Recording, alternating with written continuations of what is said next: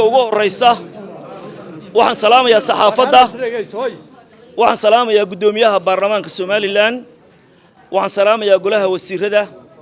waxaan salaamayaa inaabtiday goosha Isaaq oo iyaduna goobtan taagan goosha Soomaaliland ayaan salaamayaa waxaan salaamayaa oo soo dhaweynayaa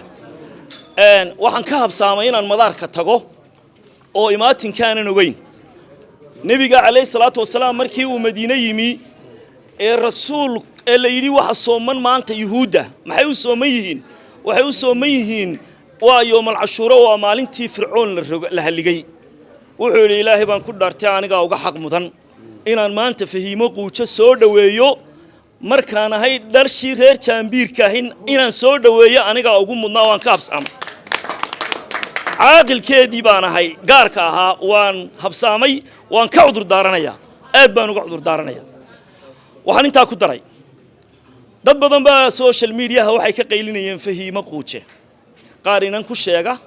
iyo qaar aytama iyo qaar hadla iyo dad oo dabadaha jooga waa dadka dabada waa dadka ay imika iyadu ka hadlaysay ee banaanka jooga haddii aanay fahiimi gabar tahay reer koonfureedow reer Soomaaliya reer xamarow maxaa la qaylinaysaa fahimi wata waan soo dhaweynayaa waxaan aaminsanahay inay dumarnimadeeda dheer tahay inay sida ay maanta wax uga bedeshay meel walba wax uga bedeli karto waxaan leeyahay ku soo dhawow waan ku kalsoonahay waa bilowgii Soomaaliland midowda ayaa maanta curatay bilowgii Soomaaliland midowda curatay fahimi hormood taariikhda xusi doonta insha Allah taala Soomaalidu goob kasta sida ay sheegtay goor kasta khilaaf waa dhaximaada way isqabtaan way istilaan laakiin reer waqooyigu dadka waxbay dheeriin reer Soomaaliland waxbay dheeriin maanta inay 500,000 qof iska dilaan bariiska heshiiyaan xalay dhalin noqdaan taasay dadka ba dheeriin waanay dhacdaa waa taariikh تيبا مانتا بلامنتي فهيما فرتي أو مفتاحوا وحن نقول هذا علينا يا ياسين حاجي فرطون قدوميها بارلمانكا أو أحمد حوقص الرئية يقول يا شقرنكا وضيني ماذا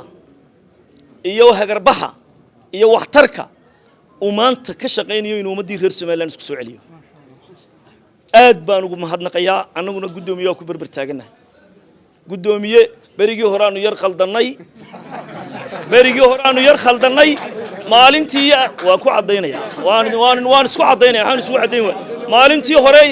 waxaan dhisay maalinta maan niyadeyda meel kale jirtay